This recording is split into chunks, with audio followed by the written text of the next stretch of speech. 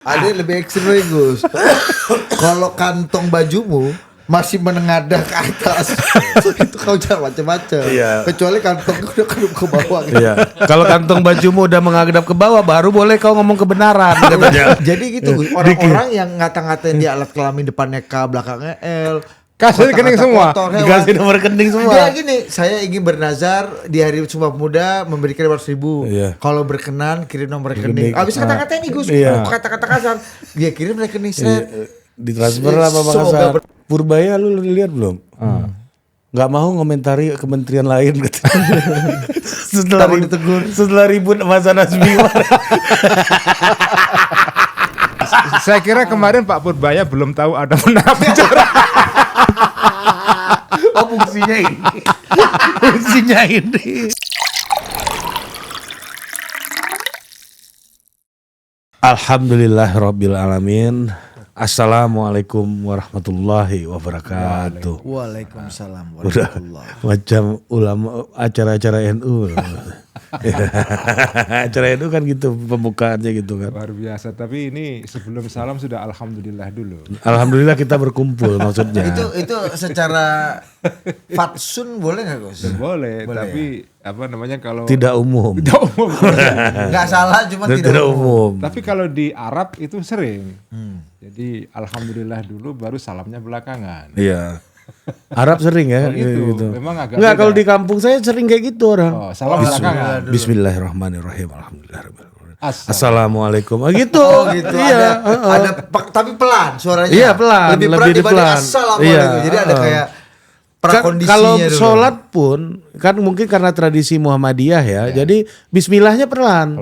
Oke. Langsung Bismillahirrahmanirrahim. Bismillahirrahmanirrahim. Alhamdulillahirabbil alamin. Langsung Oh, gitu. gitu. Heeh. Kalau Gitu, ini NU beda bismillahnya Bismillahirrahmanirrahim. Wah. Tapi dulu Gus Dur pernah rame bikin apa mau mengganti assalamualaikum dengan selamat pagi, selamat sore itu. Oh, itu geger itu. Iya. Kiai-kiai marah kan? Kiai-kiai pun marah sama Oh, beliau. marah, dan- Waktu itu ketua umum PBNU beliau Gus. Ketua umum dan beliau diadili di Cirebon. Jadi Gus Dur pun pernah diadili oleh para kiai. Dan apa namanya Gus Dur juga kadang-kadang mengkritik para kiai juga. Ya, tapi kan dia orang dalam. Iya. Ordal. Ya. Beda. Beda dengan kalau kritik tentang Ordal dan keluarganya ada di BPKB Iya. ini kan, bukan hanya Nggak BPKB ordal. itu, Beliau BPKB juga Republik. owner Gus. kadang-kadang kalau kita ngkritik sebagai orang luar itu harus hati-hati memang. Misalnya saya kan terhadap Muhammadiyah kan saya orang luar. Gak bisa saya mengasih komentar sembarangan tentang Muhammadiyah karena yang paling berhak untuk melakukan kritik ataupun komentar mengenai dulu ya dapurnya Muhammadiyah ya teman-teman Muhammadiyah sendirilah. Kalau saya nggak berani terlalu jauh komentar. Apalagi di ruang publik. Kalau di ruang Apalagi di ruang publik. Di ruang privat mungkin lebih terbuka bisa. Terbuka dan apa namanya asal tidak apa namanya direkam kan. Ya, Begitu direkam lain Langsung persoalan. normatif. Bahkan direkam untuk arsip pun jangan. Kalau direkam untuk arsip itu bukan untuk arsip Dinda, Iya. untuk bahan sandra. Iya. Makanya sekarang sering kan dalam rapat-rapat tertentu kan, entah di partai politik atau di ormas, itu sebelum masuk ruangan semua HP dikumpulkan kan. Itu mengikuti kaidah rezim itu Gus. Apa itu? Kalau rezimnya lagi gitu semua. Jadi HP semua dirampas. Kalau rezimnya Pak Jokowi jangan-jangan memang diharapkan ada potongan cuplikan dari dalam ini kan. Supaya bocor. Supaya bocor. Saya ingat banget waktu saya diundang ke istana untuk pertama kali dulu kan. Ah. Pak Jokowi bilang gini, karena kita sudah begini, maka dalam pemilu 2024 saya akan cawe-cawe katanya. Gue salah denger apa enggak nih? Apa pak? Saya akan cawe-cawe katanya kan? Muncullah Desi Anwar kan. Iya. What is cawe-cawe? Madam ini kan. Madam Desi Anwar. Bukan Desi Anwar, Desi Anwar. Ya kan? Nah, habis itu ini boleh dikutip, Pak? Iya, boleh. Gitu tuh kalau Pak Jokowi. Boleh dikutip, Pak. Jadi sengaja dibocorkan itu. Sengaja. Dan nggak ada yang bawa alat rekam ya? Nggak ada. Semuanya ingatan kepala dan catatan ya. tertulis. Tapi sekarang ini ya hampir susah kita ini apa namanya menyembunyikan seluruhnya apa yang kita katakan ya. Jadi hampir di dalam apa namanya era digital ini ruang privat itu atau ruang yang tersembunyi dari mata publik itu susah sekarang. Jadi misalnya dulu ketika kita belum mengalami zaman seperti ini, kita sebagai penceramah, kita bisa ngomong apa saja kepada umat kita. Termasuk omongan-omongan yang mungkin kalau dibuka keluar akan nyinggung orang lain. Tapi karena ketika itu belum ada media sosial, belum ada alat perekam yang canggih seperti sekarang, kita bisa ngomong bebas. Begitu sekarang ini ada HP, ada segala macam dan semua hal bisa direkam, kita jadi nggak bisa ngomong seenaknya sekarang. Itulah yang disebut oleh seorang politikolog dari Prancis itu, Bruno Latour itu dengan non-human agent. Gitu. Iya. Jadi alat rekam, video, handphone Agen-agen non manusia. non manusia, ya kan yang merubah cara kita berperilaku. Jadi kan? itu pernah terjadi misalnya ke Ustadz Abdul Somad kan, waktu dia dakwah gitu. Ya dia bikin komentar guyon-guyon aja. Seperti dia biasanya. Seperti biasanya. Kebetulan guyonannya menyangkut orang Kristen. Begitu keluar direkam dibocorkan rame. Nah jadi sekarang ini Kalau Gus Dur udah ada digital, wah rame sekali. Nah, berapa undang-undang ITE berapa kali? Iya. Rame. Ini Bu, kalau udah di lautan lepas ini nggak ada, nggak paham juga orang-orang nih owner ini kan nggak tahu. Nggak peduli dia. Lautan Mau lepas. darah biru, kan? darah hijau, Iya. darah Jadi sebetulnya sekarang ini kita ini lebih bebas atau lebih terkekang sebetulnya. Itu prinsip tuh Gus. Iya. Kita dengan situasi seperti ini lebih bebas atau lebih terkekang? Iya, jangan-jangan sebetulnya kita sekarang ini lebih terkekang. Kita nggak bisa ngomong bebas karena kita tahu kalau kita ngomong bebas akan diadili oleh publik, ya kan? Karena alat pengadilannya sekarang ada di mana-mana. Kita mau pidato di ruang tertutup, ada saja kemungkinan direkam kan? Dan ada orang-orang yang ini menarik di di Twitter terutama di X ya. Ada akun-akun yang pekerjaannya hanya mengcapture judul-judul media berita yang aneh-aneh kan. Dia capture, udah dia unggah aja. Itu dapat engagement yang tinggi sekali. Bahasa gini, waktu dan tempat dipersilakan. Dipersilakan. Nah, dia seolah-olah netral, tidak mau ikut campur kan. Monggo, silakan. Padahal dia menyediakan tempat untuk orang bertengkar. Betul. Jadi sekarang ini repot memang. Jadi saya kemarin nulis di status Facebook saya, sekarang kita ini ada dalam situasi panoptikon. Panoptikon itu dulu adalah arsitektur yang pernah dibayangkan oleh filosof Inggris abad 17 namanya Jeremy Bentham. Ya, Jeremy Bentham itu dulu membayangkan satu struktur bangunan yang bisa mengawasi semua orang yang tinggal di situ. Menara penjara. Jadi Panoptikon. Jadi kayak rotunda gitu, bangunan bundar di tengah. Lampunya keliling-keliling. Lampunya keliling-keliling dan orang yang ada di tengah penjaga penjara ini dia bisa lihat seluruh orang-orang yang ada di penjara. Oke. Dan bukan hanya itu, orang-orang yang di penjara itu merasa diawasi terus-menerus walaupun di situ nggak ada pengawas. Iya. Oh, atau lagi tidur, Atau lagi tidur. nggak ngerti. Karena lampunya muter terus. Iya. Merasa dia terus diawasi.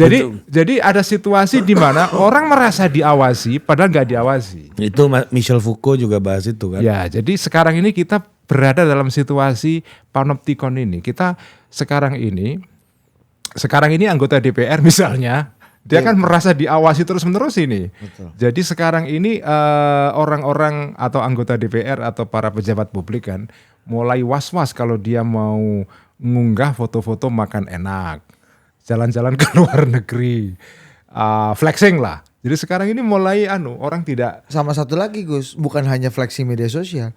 Di jalanan banyak dari pejabat tinggi kita kan memang secara protokol memang harus dikawal oleh Patwal. Ya. Itu pun Nggak berani. Was-was sekali. Ampun, hati-hati. Iya. Aduh, ini kenapa lama banget ini? Misalnya kan biasanya cepet nih pejabat-pejabat kalau mau datang. Ya ternyata mereka sama kayak orang biasa aja, nggak bisa robos lampu merah, nggak bisa motong seenaknya. Iya, jadi ini situasi panoptikon ini. Kita merasa diawasi terus-menerus oleh mata publik. Dan kita memang nggak bisa lagi ngomong seenaknya. Di satu pihak ini positif ya, positif dalam pengertian orang menjadi harus hati-hati ketika dia memproduksi statement atau bertindak apapun. Artinya, terutama kalau dia pejabat publik, itu bagi saya itu efek yang bagus. Tetapi juga ada efek yang jelek karena orang menjadi tidak berani mengatakan secara jujur apa yang ada dalam pikirannya. Terutama kalau kamu pakai akun yang nama terang. Nama terang, bukan Ya kan? anonimus ya. Anonymous. Nah, makanya sekarang ini orang untuk menghindari panoptikon ini, mereka menciptakan akun-akun anonim. Karena dengan menjadi anonim dia lepas dari pengawasan publik. Ya, dari menara penjara. Dari menara penjara itu. Kecuali satu Gus, yang belakangan justru melawan takdir itu. Namanya Hasan Nasbi. Begitu keluar dari istana langsung jadi orang bergelut lagi dengan orang, ini bertempur lagi. Karena dia memang di situ tempatnya. Rupanya dia rindu dengan situasi. Rindu pertempuran. Ada orang-orang yang rindu Dan itu nggak pakai nama anonimus itu, pakai nama sendiri kan. Oh, anonim. Nasan Nasbi namanya sekarang. Nasan Hasbi nama akunnya sekarang. Dulu Rajo Angke. Ya, Ratu Rajo Angke. Iya. Jadi orang merasa diawasi, ketakutan. Diawasi terus-menerus. Kondisinya pertanyaan basicnya, kita ini lebih terbuka, lebih bebas, atau jadi lebih tertekan? Dan apa konsekuensinya buat di kebebasan itu sendiri? Kita menemukan kebebasan kembali ketika kita menghapus identitas kita. Ketika kita hadir bukan sebagai diri kita jadi bebas. Lalu kita membuat akun anonim, kita bisa ngomong apa saja. Dan kita sengaja membuli orang lain yang punya nama jelas.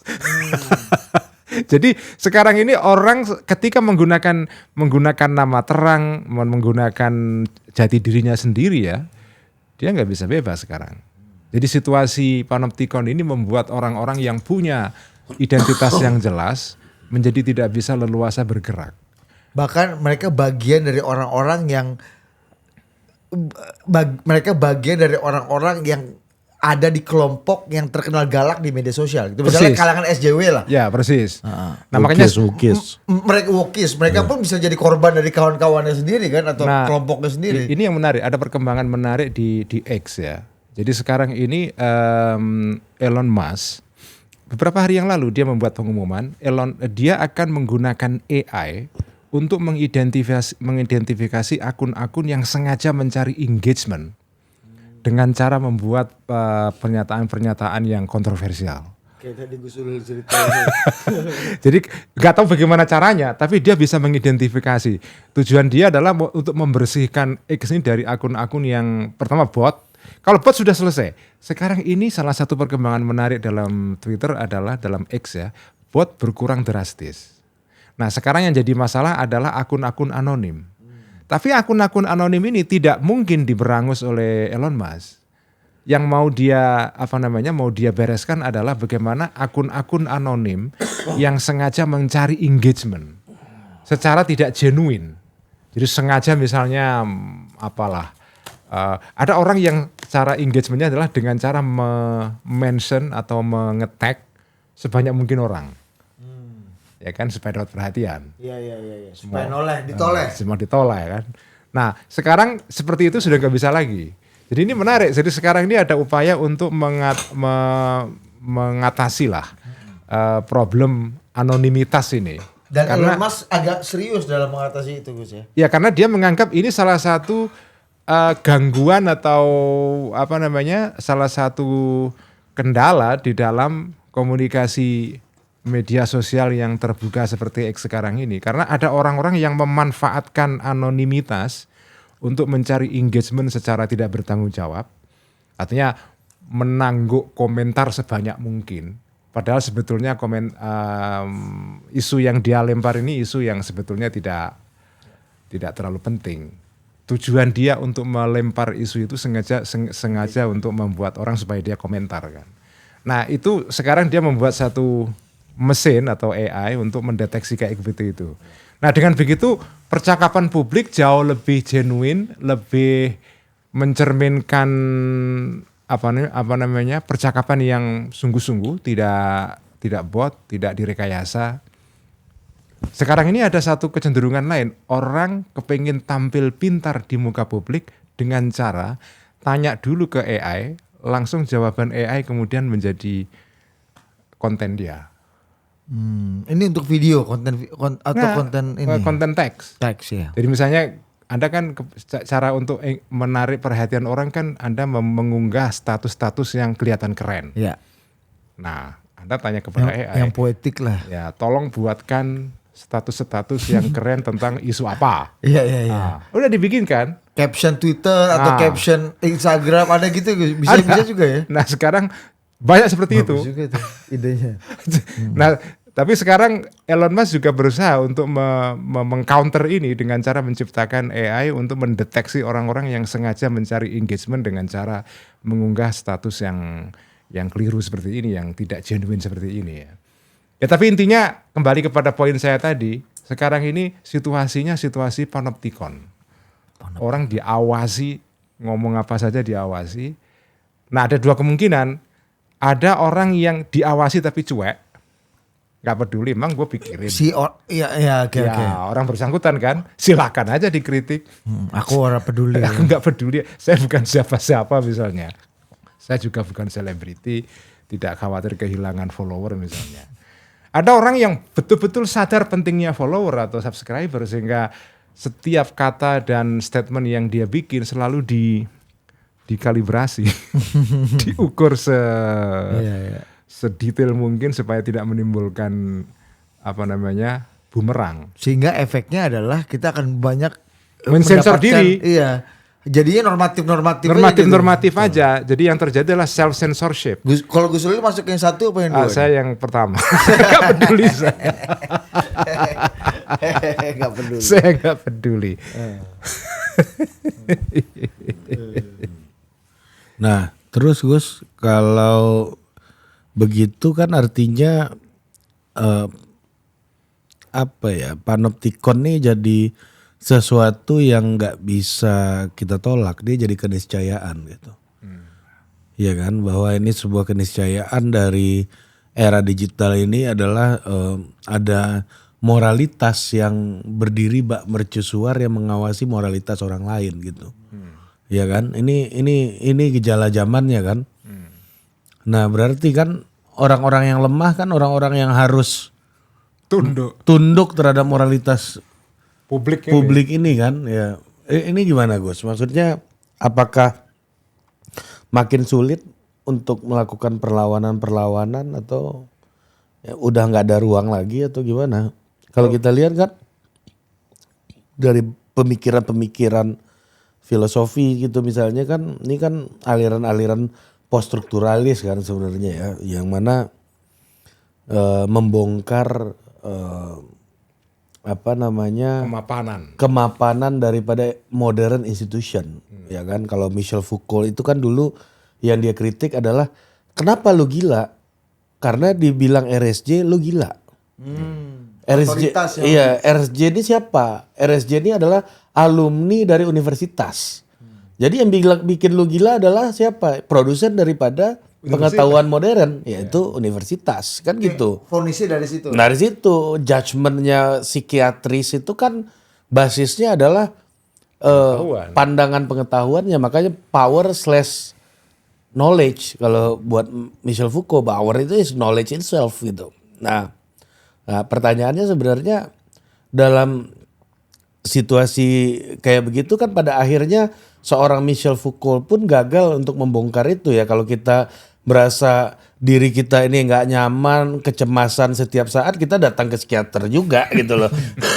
Walaupun sepaham-pahamnya bahwa kita tahu ini adalah produk daripada institusi produsen pengetahuan modern yaitu universitas. Tapi ya kalau misalnya ada saudara kita udah melihat sesuatu ada kecemasan, udah dalam tanda kutip ya dysfunction ya, socially dysfunction gitu ya.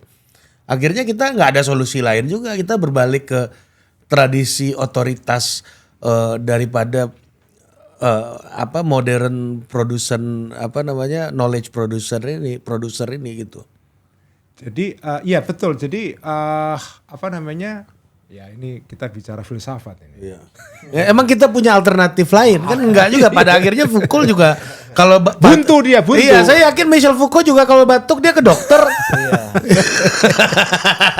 Kalau di sini justru lebih punya alternatif. Ada orang pinter, ada Shinsei, yang di luar universitas dan ilmu pengetahuan modern yang tersertifikasi. Iya, walaupun dihantam juga sama yang punya ikatan dokter ini kan, ya Anda jangan percaya sama itu pseudoscience gitu kan. Jadi memang ya kalau kita bicara filsafat modern terutama yang digagas oleh orang-orang Perancis ini seperti Michel Foucault ini memang repot. Karena dia mempersoalkan segala hal kan, termasuk mempersoalkan pengetahuan modern yang diajarkan di universitas. Emang yang disebut dengan kebenaran ini kebenaran versi siapa? Kebenaran versi pengetahuan yang diajarkan oleh perguruan tinggi. Tapi apakah itu satu-satunya pengetahuan? Kan ada pengetahuan yang lain-lain juga. Nah di sini memang repot. Nah, kemudian kalau misalnya tidak ada pengetahuan yang dianggap objektif, ya, pengetahuan yang dianggap sebagai rujukan, lalu yang terjadi ya situasi yang tanpa pengetahuan, semua orang bisa menjadikan apa saja sebagai rujukan. Inilah sebetulnya yang menjadi latar belakang kenapa kita memasuki era namanya post-truth. Iya kan? Era di mana sudah nggak ada lagi kebenaran lagi, pasca kebenaran. Setelah kebenaran, artinya nggak ada kebenaran sudah. Kebenaran itu ya tergantung kamu milih siapa. Singernya siapa, penyanyinya siapa. Iya betul, kan? kalau kamu milih si ini ya berarti kebenaran ala si A. Nanti kalau kamu memakai rujukan B ya kebenaran si B. Nah ini yang sekarang menimbulkan, kalau kita rujuk kepada situasi di Amerika, inilah yang menjadi latar belakang munculnya neokonservatisme sekarang. Jadi konservatisme gimana? Bentuknya kayak apa nih Gus? Konservatisme itu salah satu idenya adalah ya kita nggak bisa lagi hidup dalam masyarakat yang tanpa ada rujukan kebenarannya. Nah, itu kalau kebenaran itu tergantung siapa rujukan yang kamu pakai, artinya nggak ada kebenaran mutlak. Lalu bagaimana kita bisa hidup di dalam masyarakat yang normal? Akibatnya kalau kebenaran itu tergantung perspektif yang kamu pakai, dalam istilah orang-orang feminis atau orang-orang posmo lah, kebenaran itu adalah sesuatu yang dikonstruksi secara sosial. Jadi maksudnya gini, ya kebenaran itu tergantung kesepakatan masyarakat di situ. Ketika masyarakat A percaya bahwa kebenaran A itu adalah benar, maka jadi benar.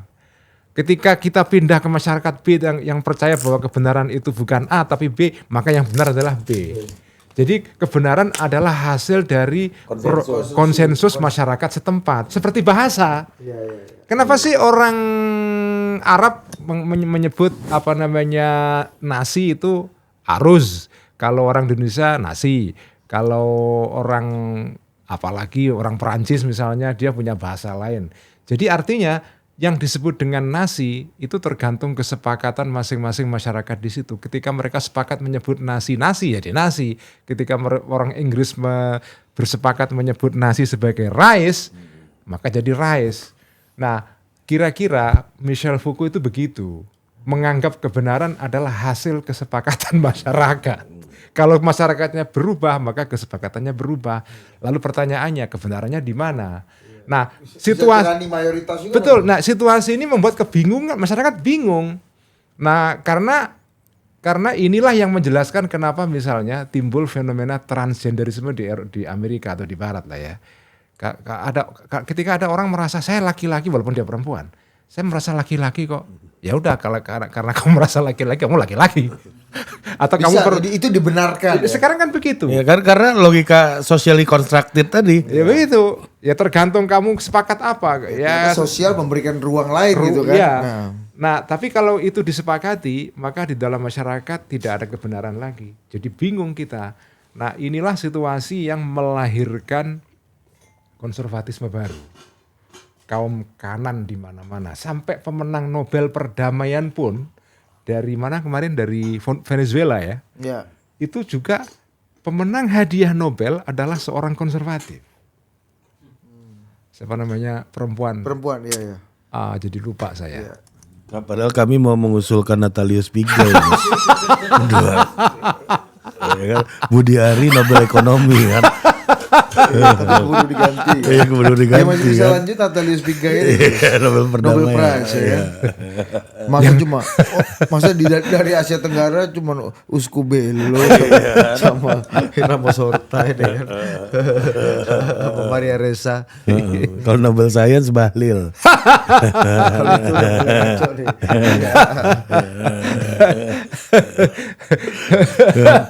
Pertambangan tuh. Inovasi. Inovasi ya kan? pertambangan. Iya kan? Iya kan? Taman rakyat ini kan. Iya. UMKM dan Iya. masyarakat. Koperasi bisa Dan ormas. dan ormas ya. bisa ormas. memiliki itu kan untuk redistribusi ekonomi. Iya betul.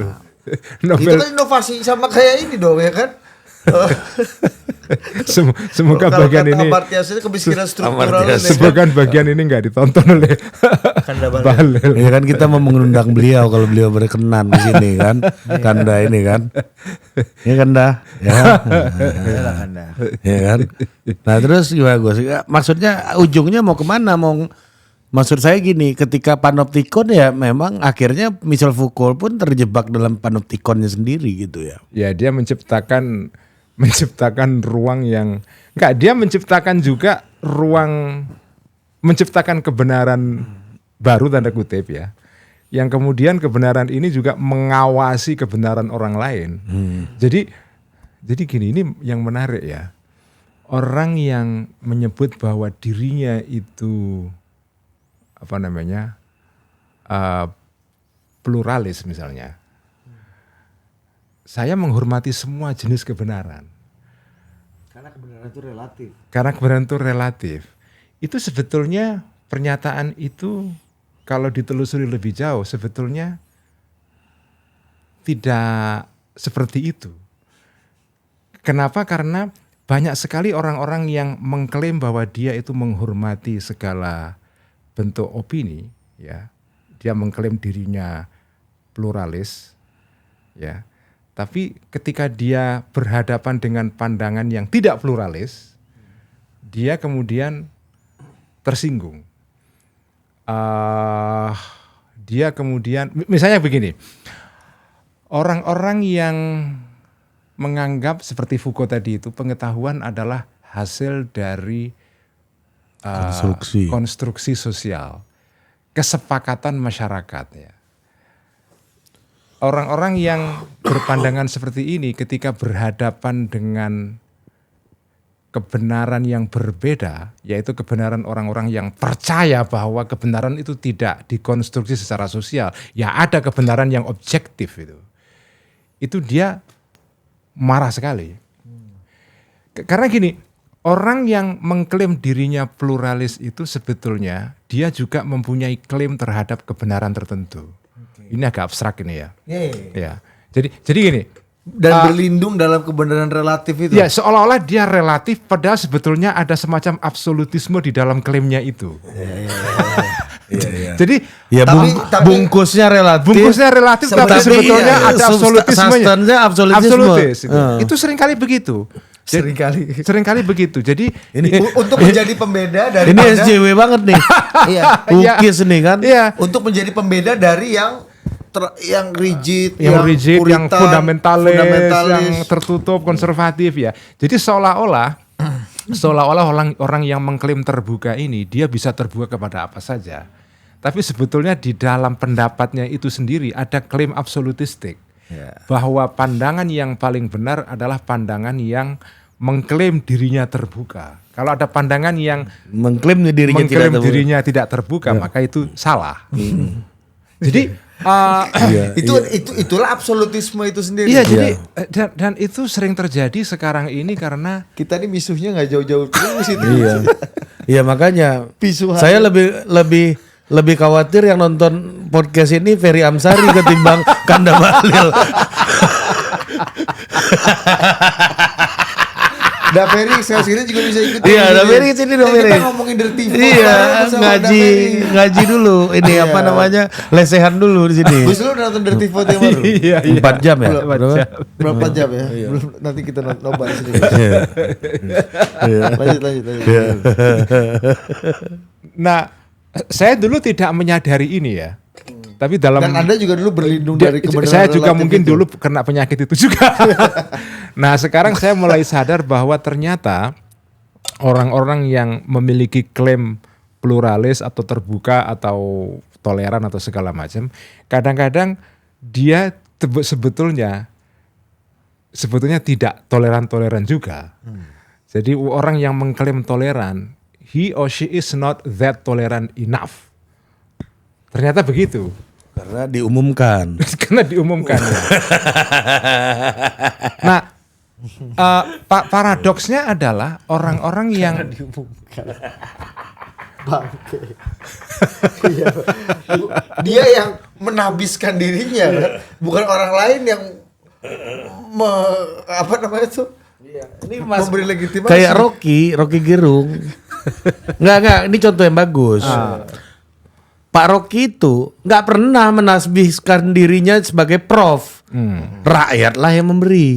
Jadi nggak ada arogansi di situ. Arogansi, karena di pemberian rakyat dia pun nggak merasa dirinya prof. Ya. Cuma kalau dipanggil prof mungkin sur dikit-dikit ada juga, gitu kan? Ya kan? Tapi bukan karena hasil dari arogansi bahwa dia lebih tinggi dari yang lain. Ucapan prof itu disebut, bahkan dirinya nggak pernah menyebut dirinya prof. Ya kita aja senang manggil dia prof karena emang pinter gitu loh. Kalau Prof Dasko betul prof. Beneran prof. Kita nggak tahu apakah sur apa nggak dipanggil prof. Nggak tahu. Itu kan memang udah keluar dari dikti itu bos. Ya kan kalau Prof Rocky kan universitas tadi. Iya universitas. Kalau Prof Rocky kan pemberian masyarakat. Mungkin kita bisa sebut itu profesor kultural. Ya kan pemberian masyarakat. Dari universitas kehidupan. Kehidupan. Artinya. Dan gue gak keberatan tuh ngerasa gak ada beban untuk manggil Rocky prof. Gue juga. Iya karena emang layak gitu untuk diberikan gelar itu gitu. Dan dia keren. Dan apa namanya? Ya kalau dari sudut mutunya ya mungkin dia melebihi profesor yang tersertifikasi yang formal. Ini kan profesor kultural. Profesor kultural. Tapi gak ada beban gitu loh manggil dia kalau prof. Gus Ulil mungkin saja dia bisa melebihi dari profesor yang tersertifikasi. Kalau bahasa Gus Ulil, kalau bahasa Rocky sudah pasti gue lebih. Enggak, kalau dalam kasus yang sering saya alami begini, Dit. Yang saya alami adalah ada kebutuhan pada panitia acara. Udah panitia pula yang kena kan ini kan. Iya. Jadi ada panitia acara yang merasa acaranya kurang keren kalau tidak didatangi oleh pembicara yang profesor. Jadi kalau ada pembicara yang bukan profesor, diprofesorkan juga. Kasih dulu kan honoris causa ini kan. Jadi saya pernah protes itu. Jadi gue ada kategori baru nih Dit. Pemberian universitas, pemberian masyarakat, apa pemberian panitia. Ada. Di politik juga ada Gus. Di politik itu kan sekarang tokoh-tokoh politik kalau bikin acara kan selalu dipasang gelar-gelarnya kan. Beberapa tahun belakangan ini jadi agak itu. Karena ada satu beliau yang gelarnya di belakang biasa aja, harus dikasih gelar kultural oleh panitia. Diteruslah Grandmaster. Catur kan. Yang lain profesor, doktor apa. Iya kan? Iya. Tapi kalau di nama di kertas suara enggak langsung. Di baliho ini kalau acara. Iya, kalau acara. Ini kan konteksnya pemberian panitia ini. Iya, dan kalau di acara partai Gus, kepada ketua fraksi PD Perjuangan Grandmaster. Disebut Gus. Mr. GM ya. Beliau di situ ada sekjen PD Perjuangan, Dr. Hasto Kristianto ya benar kan? Memang Dia dokter. Ya, dokter ketua dia. fraksi PD Perjuangan kan perlu ada juga kan? Iya. Masa nggak ada kosong? Kan? Masa kok langsung nama kan? Masa langsung nama. Iya dong. Nggak pantas kan? Iya kan? Bu Mega Profesor Doktor honoris causa ya kan? Bu Puan juga gitu kan? Dan ini Masa ketua fraksi kosong kan? langsung enak, nama polos kan nggak? kan? Masa marwahnya di mana? Iya. tuh? Jadi saya pernah protes Grandmaster, Saya- Grandmaster Saya panggilannya pernah dulu. protes pada panitia kan, loh saya bukan profesor. Enggak mas, masalahnya adalah kalau ini tidak profesor, nanti acara kita tidak dihargai oleh masyarakat sekitar. Itu di mana Gus ceritanya? Saya nggak mau cerita di mana. Daerahnya di Jakarta. Nggak di luar Jakarta Iya. ya. Mister Grandmaster ini kan. Iya. ya, Tapi itu hebat Pak Utut, bos. Polosan. Iya, polosan. GM ini Gus. Jadi- dan itu nggak ada sekolahnya tuh dapat gelar itu Gus. Betul. Memang harus bertanding dulu biar dapat itu. Itu world apa sih istilahnya federasi catur dunia coba lu cari. Iya. tahu ya, betul. Percasi ini kalau JG dulu Percasi Bali kan. Iya kan?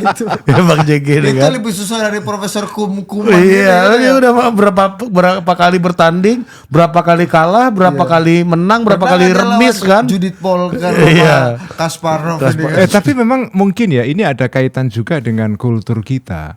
Kita ini nggak tega kalau kalau mengundang atau memanggil orang itu polosan itu. Iya. Ya kan?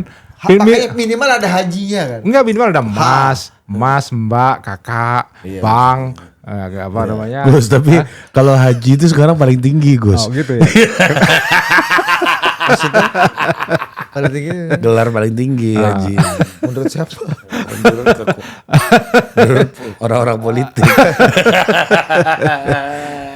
Gitu. Jadi Enggak, polosan tuh enggak Ya, enggak, kultur kita kan gitu. Saya sendiri juga merasa kalau manggil orang misalnya tidak ada gelar, walaupun bukan gelar akademis ya, gelar sosial lah. Ya. Entah kakak, entah abang, entah kiai, ustadz. Ya. Selalu di depan nama orang itu harus ada sesuatu yang menjadi apa? Penandanya ya, penanda statusnya. penanda lokasi dia di dalam masyarakat itu. Oke. Itu Kiaika, rasanya enggak Ustadka, enak itu. Romoka. Saya nggak tahu kalau orang lain ya. Saya sendiri merasa, misalnya ketika saya berinteraksi dengan follower saya di media sosial, misalnya saya jawabin seseorang ketika orang komentari status saya, itu saya nggak enak kalau menyebut nama dia. Saya harus menyebut nama dia apa, Mas Ari. Pak, Ya. apa gitu kan, bro, sis gitu kan, Kalau dia tentara, jenderal ya kan. jenderal gitu kan. Atau Pak Kolonel ya kan. Kalau Pak Bambang Pacul ditambah lagi depannya Pak Jenderal Bos kan. Sama Deddy Kobuzier aja Bambang Pacul panggil tahu nggak? Omelet kol. Surbula kan Dedi kan. Deddy kan. Biasa dipanggil Kalau omelet, dat. iya kan. Kalau biasa omdet kan. Omelet kol ini, saya kan belajar Pak. Omelet kol ini udah gak saatnya belajar. Perwira menengah itu memimpin. Minimal 4.000 orang. Nah baru di situ kayaknya omelet kol ini sadar kan. Kenapa gue cuma dapat 8 gitu. Pasukan cuma 8 kan. Pakai mobil-mobil tentara dia ini kan. Sama dengan itu orang memanggil Gus Dur Pak Gus Dur. Pak Gus Dur. Nah, itu kan ya agak aneh kan. Enggak, tapi kembali ke yang rumit kalau namanya depannya Mas misalnya. Mas Ahmad Santosa. Iya kan? Mas Ahmad Santosa. Gue kalau di kampung gue, Akhirnya itu panggilannya Pak Ota kan. yang paling susah tuh di kampung gue. Apa? Manggilnya Uni Lubis. Iya kan? Udah Uni lebih. Iya, Iya, Pak, itu- mending panggil Kak aja, Kak Uni. Kak Uni. Iya, itu pun redundant kan. Iya. Itu kan kakak itu kan kakak itu. Iya kan? Kakak. Mas Ahmad Santosa. Tapi ini kultur, ya ini bagian dari kultur Indonesia ya. Kita ini kalau mengedres atau memanggil orang apa namanya polosan itu, kita merasa nggak sopan atau nggak merasa enak gitu, nggak merasa nyaman lah. Sementara kalau di Barat, kalau kita mau pakai perbandingan ya, kan biasa saja. Nah ini yang menarik. Kalau ini saya pernah baca tulisan ilmiah di jurnal atau apa. Jadi dia membahas pikiran orang lain. Tapi mungkin karena orang ini orang yang tumbuh dalam kultur yang tadi itu merasa tidak enak kalau menyebut orang polosan. Jadi dia ketika mengulas pikiran orang lain itu, dia pakai mas. Menurut pendapat mas di dalam kerangka akademis. Biar sopan ya. Kalau udah meninggal menurut almarhum. Jadi ya gimana? Jadi ya itu kultur ya. Kultur kita begitu. Sementara kalau di kultur masyarakat lain biasa menyebut orang secara polosan ya. Ya di satu pihak ini bagus ketika orang bisa menyebut orang lain polosan itu kan lebih egaliter. Ya. Tapi dalam kultur tertentu egaliter ini juga bermasalah. Kita sendiri misalnya, saya punya teman yang lama tinggal di Amerika. Pada suatu hari anaknya pulang dari sekolah, dia nggak manggil dad, langsung manggil namanya. Kaget ayahnya kan? Pusing dia. Emang dia siapa? Saya siapa? Dipanggil nama saja gitu. Polosan. Padahal biasa aja dia. Ya di barat biasa saja. Orang memanggil ayahnya kalau sedang marah mungkin namanya langsung kan. Tapi dia ya nggak bisa terima itu karena iya, aku tumbuh dalam kultur kayak gitu tuh, Gus. Meskipun di Indonesia tapi seniorku tuh enggan sekali dipanggil Pak, Mas, Bang gitu. Makanya kayak Wimar kan dia maunya dipanggilnya Wewe kan. Karena aku tahu lah kamu nggak suka, kamu nggak tega manggil Wimar, ya udah panggil singkatan aja lah Wewe aja kan. Jadi ada penyiasatan kayak gitulah. Tapi kultur seperti ini buat saya ya kita nggak bisa menilai apakah ini benar atau salah ya kan. Setiap kultur kan punya alasannya sendiri untuk ada. Tapi memang kadang-kadang kultur seperti ini ketika penempatannya tidak pas, itu juga bisa menimbulkan kelucuan-kelucuan. Kayak tadi itu dalam konteks akademis tiba-tiba orang membahas pemikiran orang lain panggil mas kan. Kan lucu itu. Akademik ya. Akademik kan. Bahkan kalau di barat misalnya seorang sarjana muslim misalnya ketika menyebut Nabi Muhammad gitu. Itu kan nggak ada sallallahu alaihi wasallam ya. Nggak ada. Profet Muhammad aja. Ya, kadang-kadang profet malah enggak Muhammad saja. Nah, suatu ketika ada teman NU yang kelamaan belajar di Amerika. Pulang karena biasa dalam konteks akademis Muhammad kan. Dia pulang ke kampung membicarakan tentang Nabi Muhammad saja. Orang jadi aneh. Emang lu siapa? Muhammad itu? Bahkan di beberapa teks Amerika ya itu pengikutnya bukan Muslim bos, Muhammadian. Iya. Bukan disebut Muslim, bukan Nabi Muhammad. Muhammadan itu pengikut Nabi Muhammad, artinya orang Muslim. Jangan sampai sini Muhammadis kan, Muhammadis sampai sini kan, Gus ya kan. Atau dulu dalam tradisi kesarjanaan di Barat atau agama Islam itu tidak disebut Islam, Muhammadanisme. Muhammadanisme. Kenapa? Karena ya dibandingkan dengan Buddha kan, Buddhisme. Pendirinya Buddha, Buddhisme. Kemudian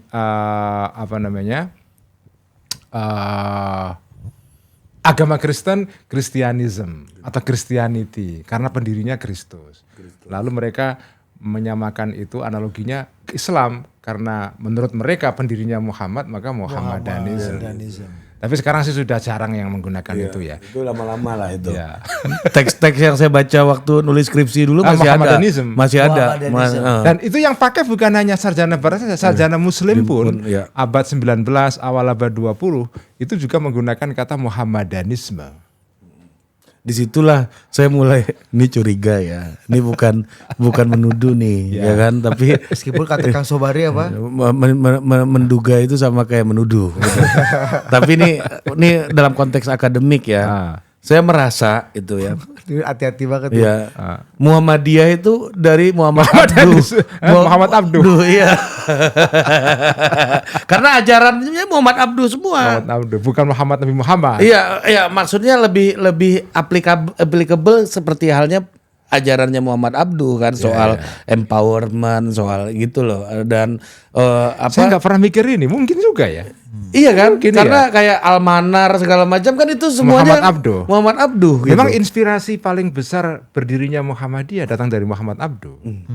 Jadi istilah Muhammadiyah saya nggak tahu. Mungkin perlu diteliti itu. Iya. Ada. Ini dugaanku, suasananya sama soalnya. Dan ini akademik ya. Akademik. Jadi tolong jangan pakai sentimen. Saya dulu wawancara Buya Syafi'i. Iya. Tapi ini menarik. Almarhum. Iya kan? Biar nggak panjang. Keluarga lu Muhammadiyah kan? Kakek gue Muhammadiyah. Dulu percakapannya sama nenek gue gini kan. Gue ngapain lu, nenek gue Perti kan, ngapain ke makan di rumah orang mati kata kakek gue. Tahlilan maksudnya. Kata nenek gue, biarin asal jangan orang matinya aja yang ngasih gue makanan. Kata nenek gue. Kayak gitu tuh gue masih ngerasain. Percakapan itu gue masih ngerasain. Biasa aja kan Gus. Biasa aja. Itu biasa aja ya. Di rumah gue masih ngerasain tuh percakapan itu. Gak jadi perpecahan sosial. Dulu belum ada medsos. Tapi itu jawaban yang menarik itu. Jawaban awam tapi kena. Nenek gue ngomong gitu bos. Itu sama dengan orang Betawi ketika menjawab pandangan orang yang mengatakan bahwa ketika kita membacakan Quran, Fatihah kepada orang mati gitu kan. Ada yang mengatakan orang mati dibacain Fatihah emang sampai gitu kan. Jawaban orang Betawi kan, ya kan kita nggak tahu sampai atau enggak, tapi itu Fatihahnya ketika kita kirim itu balik lagi enggak? Ya enggak baik, kalau enggak balik berarti sampai. Sederhana banget logikanya. Di percakapan itu gue masih ngalamin bos itu bos. Iya kayak Gus Dur kalau drama gitu juga Gus Dur. Balik kamu kalau kirim surat kalau nggak sampai balik nggak balik. Ini balik nggak? Kalau nggak balik berarti sampai.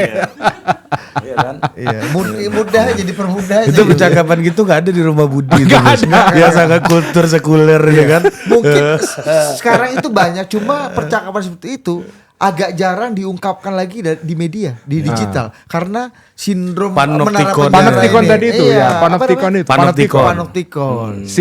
Sindrom menara penjara.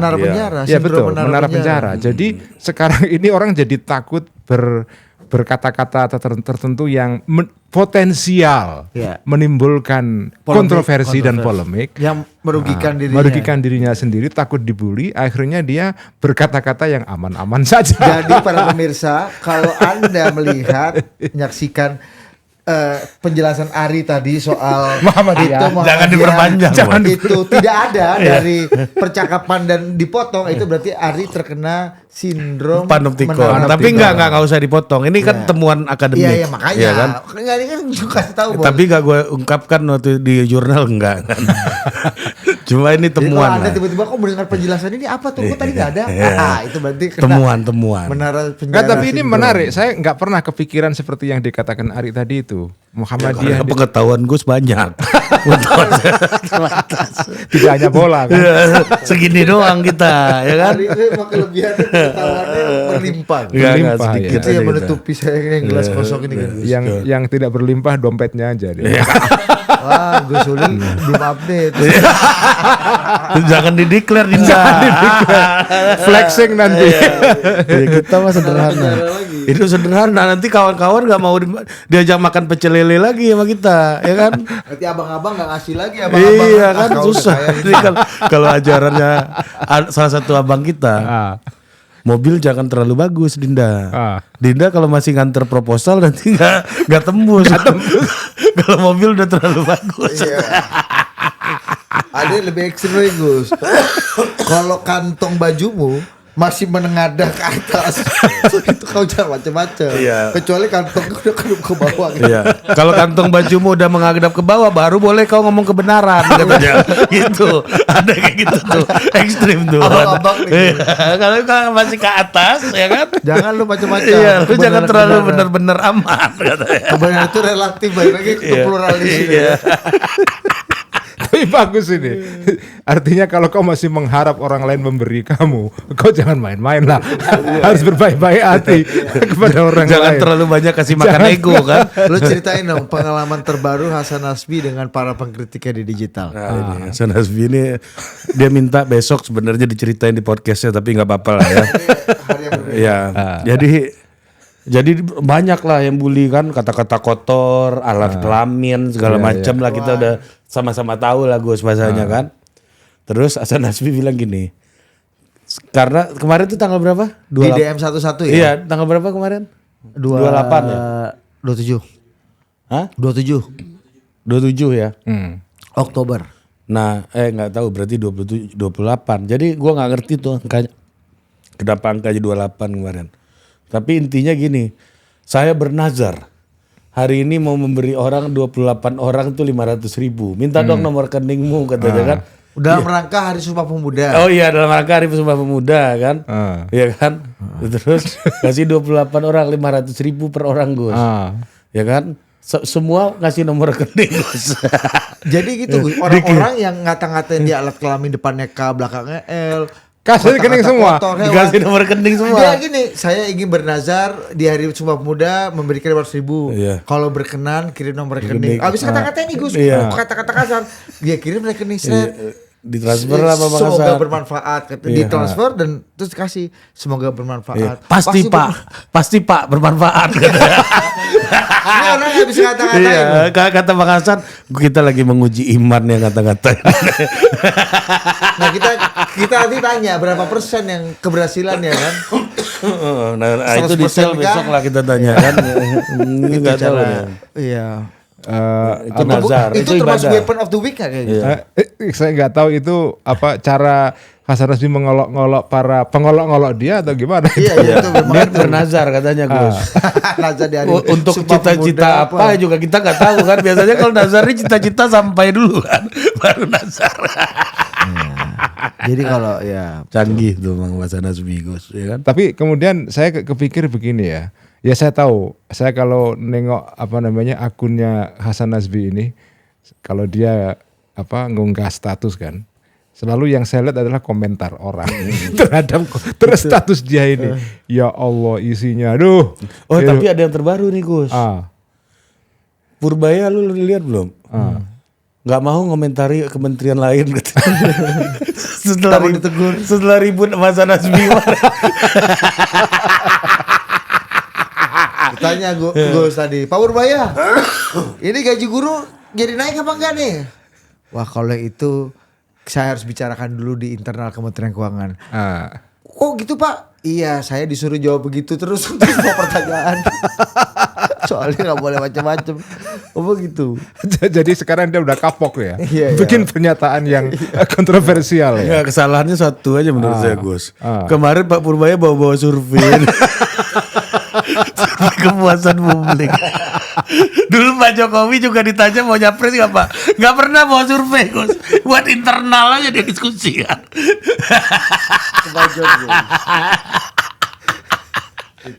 Pak Purbaya bawa survei Gus. Nih setelah saya masuk nih angkanya naik. Harus memperbaiki. Tapi emang dia keren, maksudnya ya enggak. Ini tapi soal survei itu langsung saya konfirmasi, saya mention lah.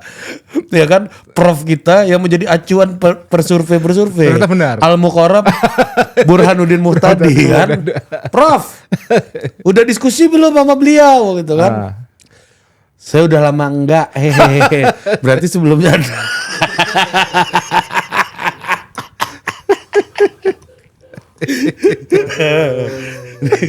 Saya duga itu kesalahan Pak Purbaya bukan di konten, di survei. Di surveinya itu. Mas survei. Tapi banyak orang yang sekarang suka sama Pak Purbaya Iya, ini kan. Iya. Seneng deh. Itu yang beliau bisa kayak gitu karena tidak terkena sindrom menara penjara Gus. Ya itu menarik itu. Dia Iya tidak kan? peduli. Itu yang lolos dari sindrom menara penjara tuh Gus. Enggak, saya kira bukan. Sekarang udah masuk. Enggak, kemarin. Ya saya kira Sekarang baru lapor sipir Bos. bukan. Saya kira kemarin Pak Purbaya belum tahu ada menara penjara. Oh fungsinya ini. Fungsinya ini. Setelah tahu kapok juga dia. Ternyata aku diawasi. Mungkin Kalau Pak Prabowo siapa panoptikonnya bos? Nggak mungkin Pak Prabowo langsung dong. yang udah lama tahu dan masih sampai sekarang konsisten kayaknya nggak terlalu peduli. Natalius Pigai bos. Santai kan? Santai. Pacar 3 bos. 13 tahun. Bukan. Pacar cuma 3. Dia sebetulnya orang pintar tapi menyembunyikan kepintaran. Ini nggak percaya survei tadi. Lucu sih, tapi kita belum pernah ya ngobrol sama Bang Pika ya. Iya. Nggak, kadang-kadang yang gini-gini ini ya Gus ya, menurut saya ya, karena kita nggak kenal aja. Betul. Kayak sama Pak Bahlil, Bahlil tuh gimana orang ngatain Pak Bahlil karena kami kenal gitu ya, pernah ngobrol sama orangnya. Yeah. Kita tahu karakternya gitu loh. Barang ini problem solver gitu. Iya, Cara cuma memang kadang-kadang kan ada keabsutan. Dokter 1,5 tahun kan agak paten kan gitu. Tapi gini Gus, Iya kalau makan steak tomahawk yang tenderloin yang mahal apa medium well enak kayak AHY itu juga capek juga gitu. Capek juga kita nggak ada apa namanya selingan-selingan yang crispy gitu kan. Ada pecel lelenya, ada pedas-pedas. Kadang-kadang daun kemangi kita makan, kadang-kadang kita campur di kobokan kan. Kita udah tahu tuh alasan Gus Ulil belok nih kan. Capek juga dengar pidato kebangsaan terus. Mas Ulil coba kehidupan beragama kita. Kalau Mas AHY itu bukan hanya takut menara penjara bos, dia bangun menara penjara sendiri lagi. Ada 2 yang ada tuh supaya lebih terawasi kan. Iya. Jadi kalau di rejim ini menara penjara merangkap loket masuk juga guys. Nggak sekarang ini kan kita memasuki era baru yang menurut saya menarik dengan munculnya figur seperti Donald Trump. Donald Trump ini figur yang tidak peduli sama menara penjara pada panoptikon. Jadi kemarin-kemarin semua orang dipaksa untuk menaati ini apa namanya standar paket lah, pakem umum. Kamu kalau ngomong soal ini ya pakemnya begini. Kalau ngomong soal begini pakemnya begini. Playbook ya. Nah, di zaman Trump ini beda. Being nice is boring. Kalau kamu menjadi anak yang baik-baik membosankan karena tidak ada dinamika, nggak ada percakapan, nggak ada polemik, nggak ada kontroversi. Ya, kan ada alasan teman saya putus sama pasangannya Gus. Kenapa? Karena terlalu baik. Itu umum bos. Umum tuh. Entah benar entah enggak kan. Bos kita pun semua pernah pakai formula itu. Enggak, gua nggak pernah. Budi aja. Kalau Budi kan kok akhirnya kumpul kan pacarnya Budi mantan-mantannya nih Gus kan. Kok nama grup WA-nya orang baik kan. Isinya mantan-mantannya Budi. Lanjut. Being nice is boring. Being nice is boring. Makanya sekarang ini muncul arus sebaliknya kan. Arus sebaliknya itu kalau di dalam istilah bahasa Inggris adalah apa? Ya udah kita tidak usah terlalu peduli kepada political correctness. Jadi kalau ngomong itu tidak harus, pokoknya harus mengikuti standar dan pakem yang sudah berlaku di masyarakat. Standar diplomatik begini, protokol, ya kan? dekorum, manerisme.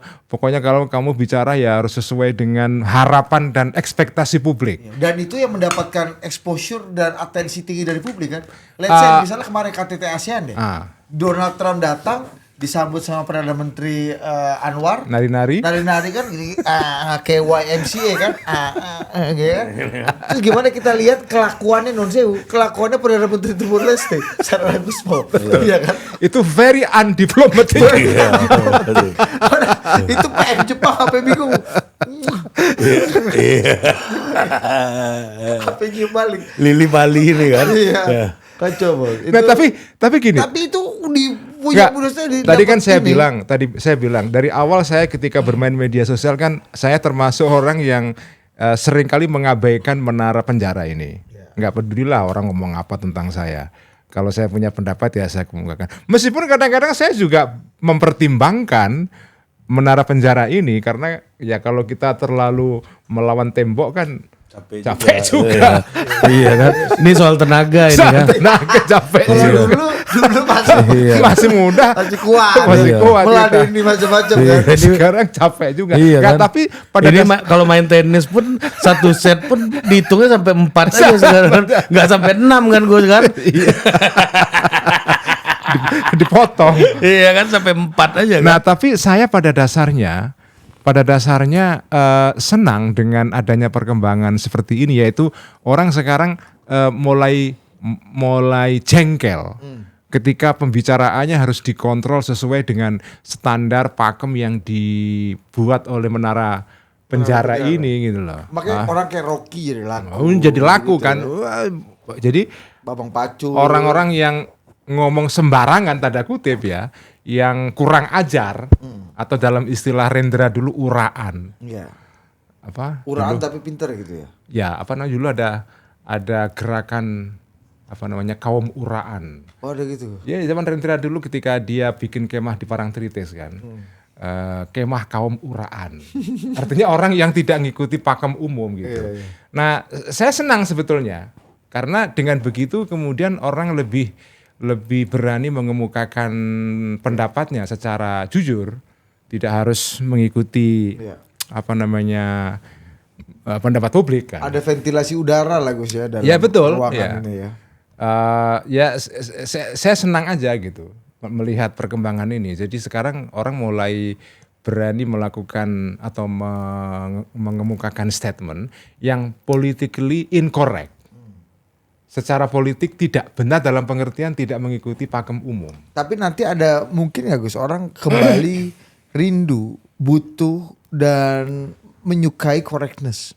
Ya itu pasti nanti akan terjadi ketika pendulum terlalu jauh ke arah political incorrectness ya, terlalu ke kiri misalnya, ya lama-lama orang akan merindukan kanan juga kan, atau kanan merindu kiri. Nah, itu kan soal penduluan. Tapi pada posisi sekarang ini, saya merasa bahwa situasi kultural atau situasi budaya yang cenderung melawan political correctness ini, itu bagi saya mendapat tempat, menyenangkan, refreshing, menyegarkan.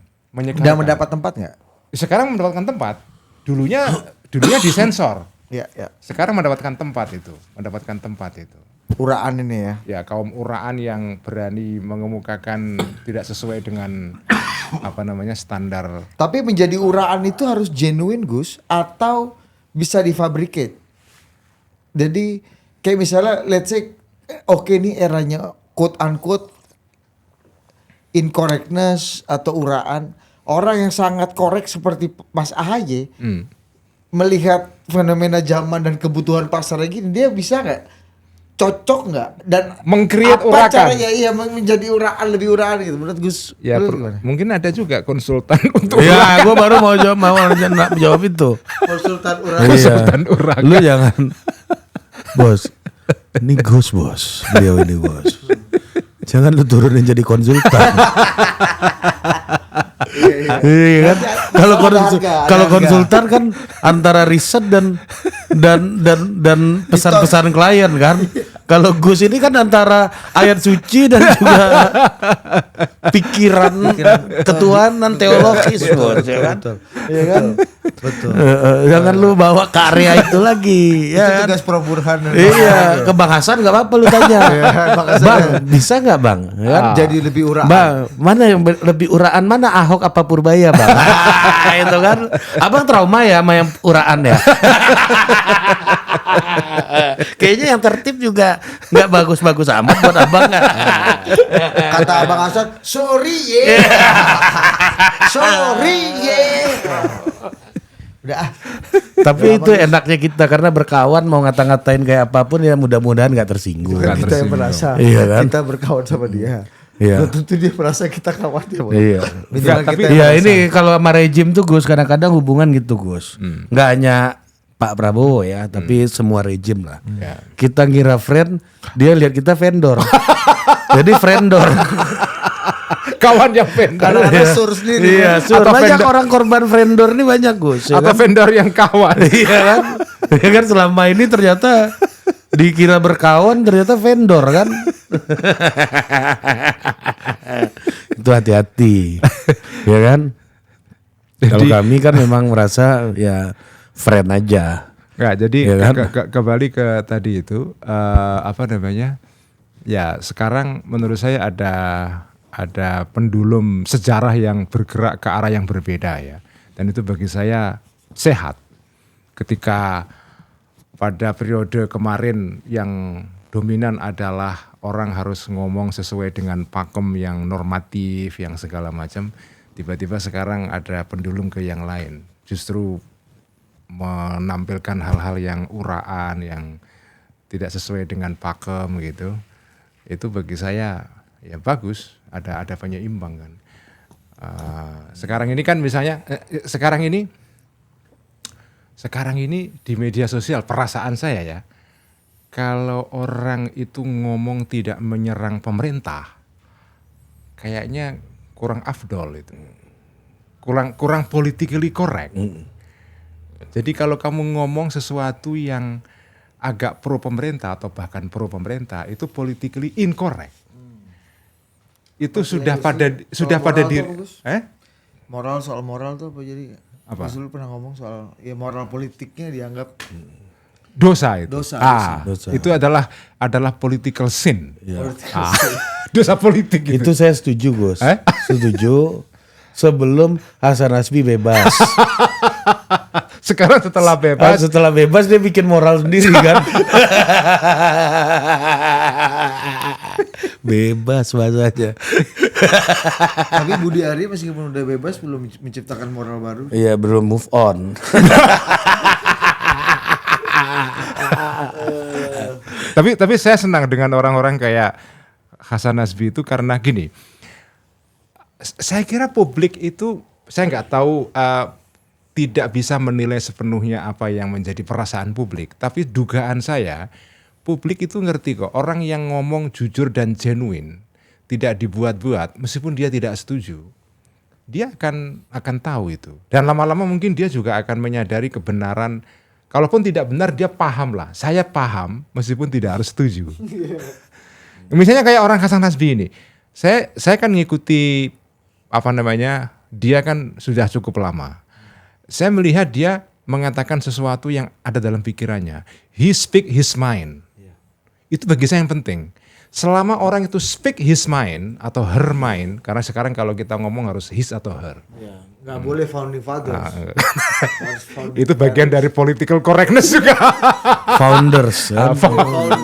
Jangan founders ya. Jadi selama orang itu speak his mind atau her mind, itu orang akan tahu kok. Kamu boleh tidak setuju dengan pikiran orang tertentu, tapi selama dia jujur mengatakan pendapatnya, itu orang akan hormat itu. Ya, sama Pak Purbaya juga sama. Iya, jangan speak his mind kan. Sama Hasan Nasbi sama Purbaya his mind. Equal aja, cuma beda perspektif aja. Harusnya sesama bes kota jangan saling Enggak gitu Bos, tapi gue ngerti nih kenapa berdua ini, gue yakin gak ada yang ngarahin Bang Hasan untuk isu Purbaya ya. Itu natural aja. Natural, termasuk Pak Purbaya karena merasa ada backup presiden, dia pengen populer, dia pengen cepat nyelesain kerjaannya. Itu normal. Saya nggak tahu, saya agak kurang percaya bahwa Pak Purbaya itu ingin mencari popularitas ya. Iya. Ya mungkin memang ya begitu itu. Dampaknya ya populer. Genuinity dia berdampak popularitas. Makanya saya bilang ini karena mumpung dapat atensi orang, Pak Presiden atensi juga, dia mau cepat nyelesain masalah-masalah yang menurut dia problem, menurut beliau problem gitu. Sementara Bang Hasan juga orang yang speak his mind juga dalam konteks adalah pernah trauma sama yang model Purbaya ini dulu kan, dan ingin menjaga pemerintahannya Pak Prabowo. Prabowo kondusif. Dulu Pak Jokowi kan yang model sama Purbaya ini kan jadi problem kan. Iya betul. Bang Rizal Ramli, gue Bang Rizal. Rizal Ramli juga satu almarhum. Siapa? Ya kan? Yeah. Karena Bang Rizal juga speak his mind. Ya kan? Gak bisa diatur Bos. Ya, satu lagi Bos. Siapa? Sahabatnya Bang Hasan. Ahok. Se-Indonesia Bos. Iya kan? Dia tidak hanya speak his mind, he speak his mind and his heart. Loudly. His anger juga kan. His anger juga. Oke, sampai jumpa lagi. Assalamualaikum warahmatullahi wabarakatuh.